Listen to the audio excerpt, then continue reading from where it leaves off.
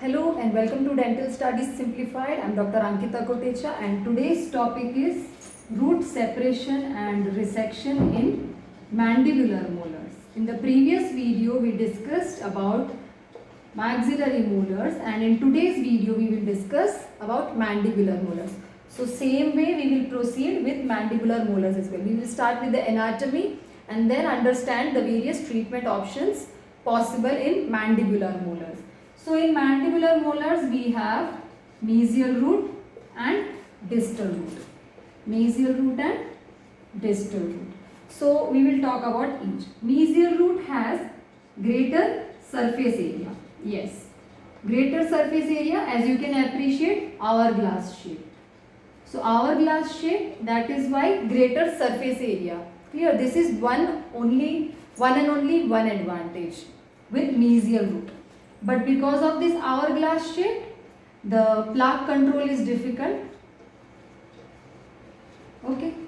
The routine plaque control, self-performed at home by the patient, is difficult. And secondly, there are many narrow canals, usually two narrow canals, so difficult from the endodontic point of view. Plus, these canals are located near to the external root surface. So there are high chances of landing up or ending up in endodontic and restorative complications. So although it has greater surface area to provide because of its hourglass shaped cross section, but its endodontics is quite difficult. I am not saying impossible. Yes, somebody with excellent endodontic skills will definitely manage it without any hassles. But usually it is difficult compared to what distal root has to offer. Clear? It's all about relativity.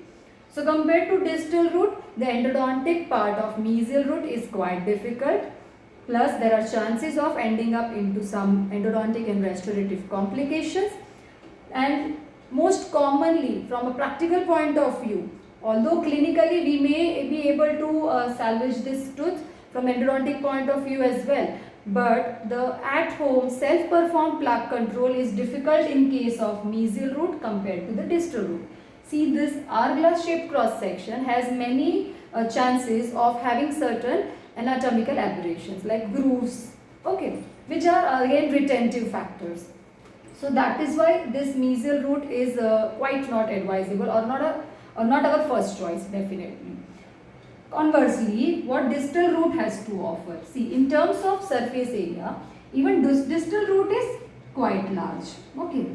Although oval cross section, oval, but pretty large, pretty decent enough surface area provided. Oval cross section, so a single wide root canal. Okay. And that is also associated with a greater thickness of the dentine. So less chances of root fractures or any endodontic complications. Plus, the major advantage of retaining distal root. Imagine if this molar is the terminal molar, let's say second molar.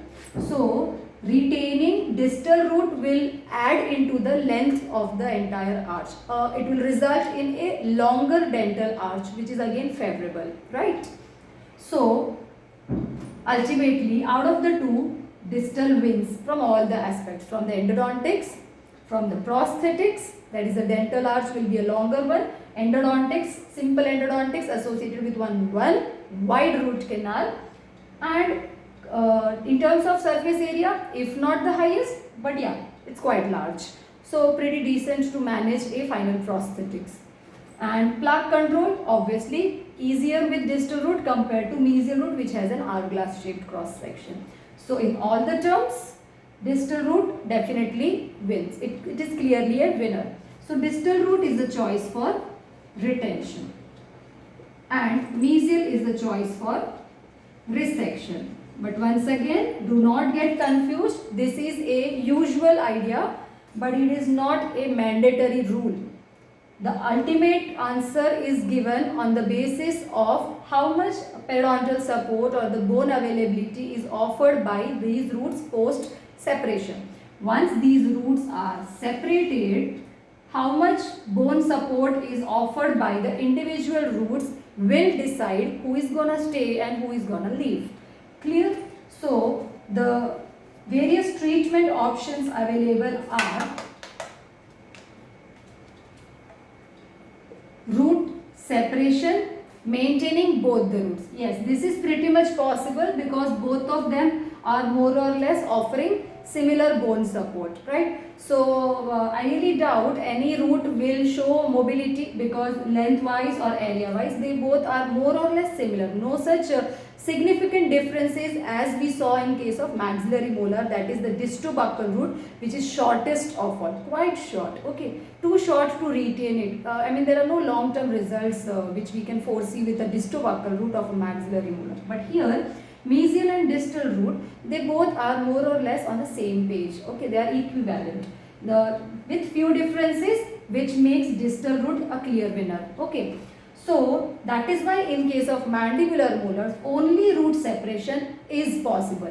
This procedure is called bicuspidization or premolarization. Why? Because this molar is separated, I mean resected, not resection, it is divided. It is sectioned into two separate units exactly at the furcation area.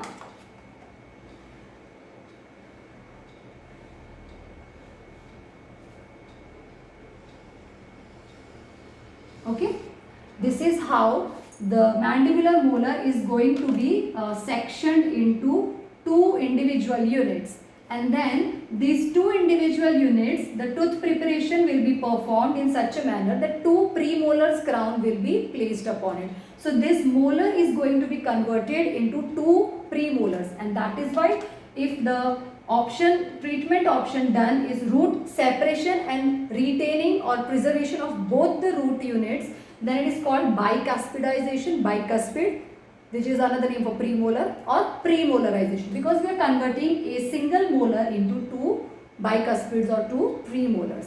Clear? The second option is root separation followed by resection. Resection of distal, resection of mesial. This is common owing to the already discussed differences between the two.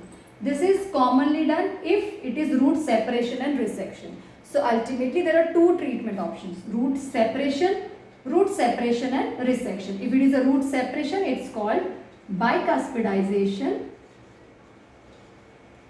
or premolarization, because we are converting a molar into premolars, two premolars to be precise, okay, one on each unit, one premolar prosthetic unit on individual separated entities, okay.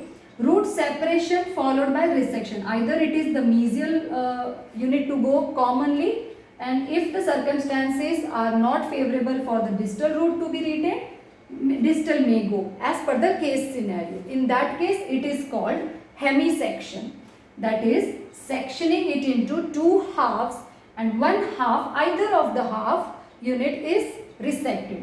That's called hemisection.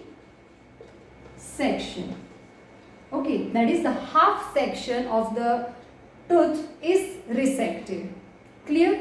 So these are the various treatment options available in mandibular molars. A quick summary: two roots in mandibular molar, mesial and distal. Of course, mesial has larger surface area to offer owing to its hourglass shaped cross section, but it is difficult to maintain from the patient's point of view, that is routine plaque control, and endodontics are difficult because of narrow root canals, mainly two narrow root canals which are located near to the external root surface, which will again lead to certain endodontics and restorative complications. That is why distal root, and distal root has a comparatively simpler anatomy to offer, which is oval shaped cross section, which is quite large. So it also offers a decent amount of bone support and parodontal support post separation. Moreover, it has only single and wide root canal with associated with a thick mass of dentine, so less prone to fractures or that is root fractures and other such endodontic mishaps or complications. And plus, if it is a terminal tooth in the arch, retaining or retention of the distal unit will lead to a longer dental arch, which is again favorable from the prosthetic point of view. So based on these differences between the two, distal route is the choice for retention and mesial route is the choice for resection in spite of greater surface area to be offered owing to its hourglass shaped cross section. Clear? So distal route is a clear winner. So now based on this knowledge, these are the available treatment options. Either you separate the roots and maintain both the roots, which is premolarization or bicuspidization, and the second option is separate them into two units and resect either of the units, which is called hemisection. And resection of mesial root is the most common procedure. Okay, this completes the topic root separation and resection of mandibular molars. In the next video, which is going to be the final video of this topic in this series, that is sequence of treatment. Clear? Followed by, we will start with the next topic, that is palatal flaps, and then we will start with implants. Clear? So I hope this content is clear to all of you. Please refer the textbooks Linde and Cohen to get a better idea and knowledge about this topic. If you still have any doubts or any queries, feel free to ask me in the comment section below or mail it to my email ID dentalstudiessimplified@gmail.com. Thank you for watching and listening to me. Study well, have a good day, stay safe.